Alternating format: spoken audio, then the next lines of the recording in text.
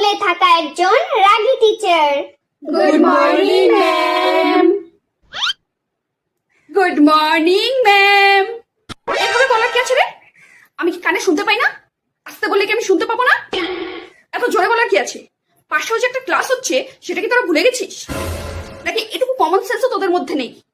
Roll number 1 2 3 4 5।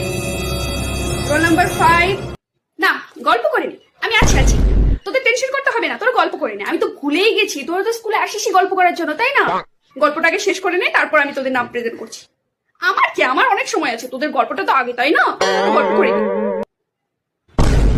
শুনলাম গতকালকে নাকি তোদের ক্লাসে লাভ লেটার পাওয়া গেছে, আর তাতে নাকি লেখা ছিল R+S। কি কথাটা সত্যি? তোরা প্রেম করছিস? ক্লাস 6-এ পড়ে তোরা প্রেম করা শুরু করে দিয়েছিস? তোরা জানিস তোদের বয়সে আমরা স্কুলের ছেলেমেয়েরা একে অপরকে ভাই বোনের নজরে দেখতাম? তোরা প্রেমের মানে বুঝিস? হ্যাঁ, মানে বুঝিস কেউ? এখনো দুধের দাঁত পড়েনি, এটা প্রেম করা শুরু হয়ে গেছে। রাজীব আর সোনিয়া, তোরা দুজন টিফিন টাইমে প্রিন্সিপাল রুমে আসবি।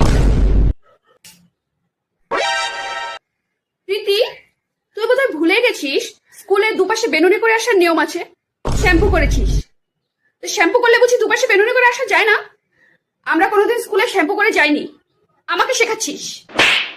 এখনই কমন রুমে যা, আর কমন রুমে গিয়ে দুপাশে বেনুনি করে আয়। যা, আমাকে শেখাচ্ছিস।